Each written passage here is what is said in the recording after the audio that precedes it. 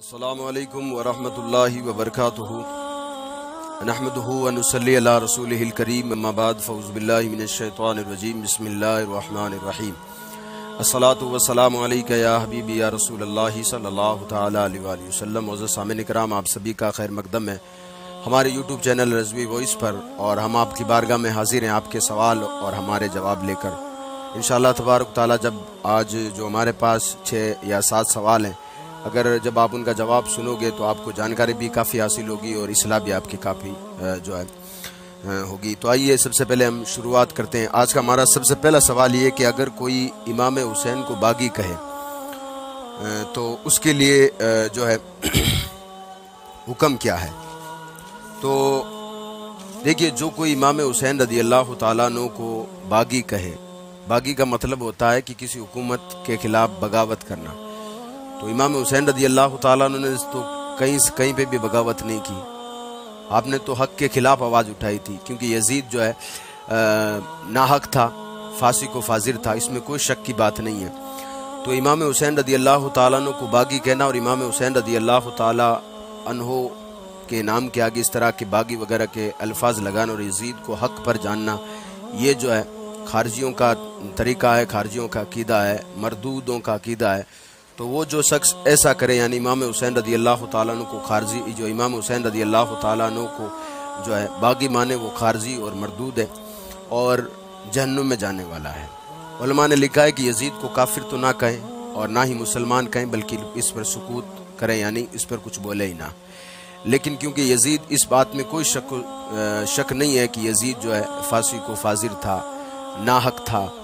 تو امام حسین رضی اللہ تعالیٰ عنہ نے بغاوت نہیں کی، بلکہ امام حسین رضی اللہ تعالیٰ عنہ جو ہے باطل کے خلاف کھڑے ہوئے تھے۔ تو جو کوئی امام حسین رضی اللہ تعالیٰ عنہ کو جو ہے باغی کہے، وہ مردود ہے، وہ خارجی ہے، وہ جو ہے جہنم میں جانے والا ہے۔ چلیے، آج کا ہمارا دوسرا سوال یہ ہے کہ اگر جو عورتیں اگر ناخن پر نیل پولش جو لگاتی ہے، کیا اس سے وضو ہو جاتا ہے کہ نہیں جاتا ہے؟ یعنی اکثر گاؤں میں جن عورتوں کو پتہ نہیں ہے کہ نیل پولش جو ہے حرام میں نہیں لگانا چاہیے، تو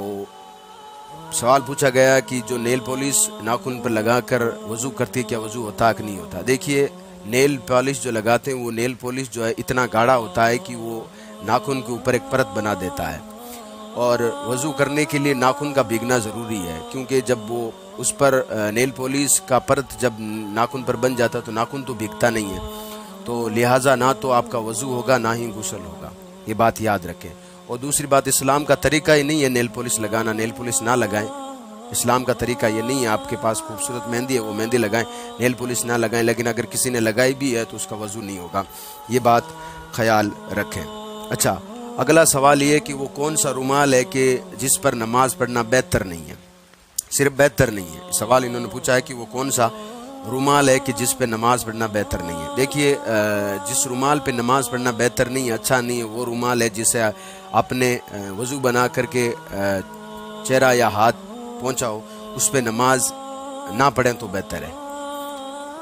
یعنی آپ نے وضو کیا، وضو کرنے کے بعد جسے آپ نے چہرہ یا ہاتھ پہنچا تھا، اس سے جو ہے اس پر نماز نہ پڑھیں تو بہتر ہے۔ چلیے، اگلا سوال ہے کہ روزہ توڑ دینے کا کفارہ کیا ہے؟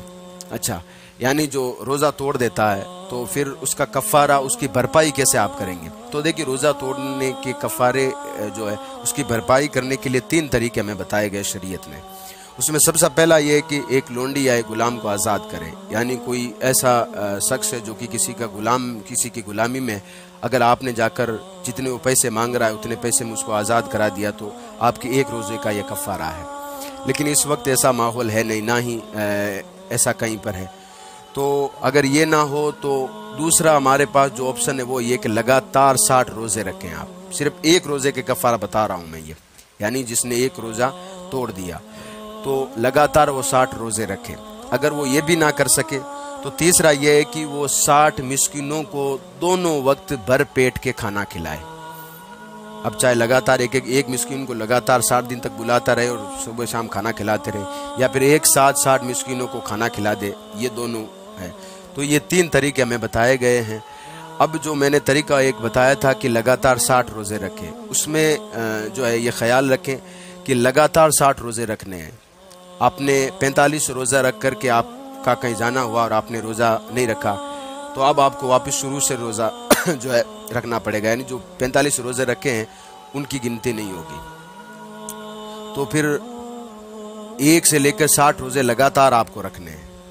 لگاتار، یعنی بیچ میں اگر ایک بھی روزہ گیا تو پھر وہ جو روزے رکھے ہیں اس کی کوئی گنتی نہیں ہوگی۔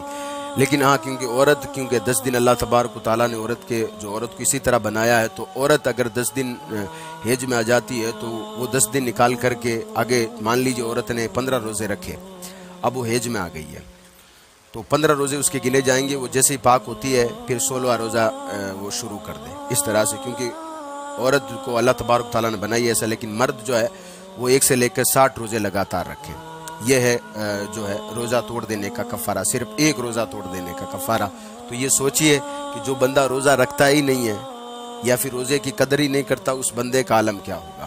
آپ خود سوچ سکتے ہیں یہ اس بندے کے ساتھ قیامت کے دن کیا کیا جائے گا۔ اللہ تبارک و تعالیٰ میری قوم پر رحم فرمائے۔ اچھا، اگلا سوال ہے کہ صدقہ فطر کی مقدار کتنی ہے، کتنا دینا ہے؟ ہم نے کئی لوگوں سے پوچھا اور کئی لوگوں نے الگ الگ بتایا، صحیح مقدار بتائیے۔ دیکھیے انہوں نے پوچھا ہے کہ جو ہم رمضان المبارک میں جو فطرہ ہم دیتے ہیں، صدقہ فطر ہم دیتے ہیں، کتنا دینا چاہیے؟ اور انہوں نے پوچھا ہے کہ الگ الگ لوگوں سے ہم نے پوچھا، اور دیکھیے جنہوں نے بھی بتایا وہ عالم دین ہوگا تو وہ آپ کو صحیح بتائے گا، میں کوئی بڑا عالم دین نہیں ہوں۔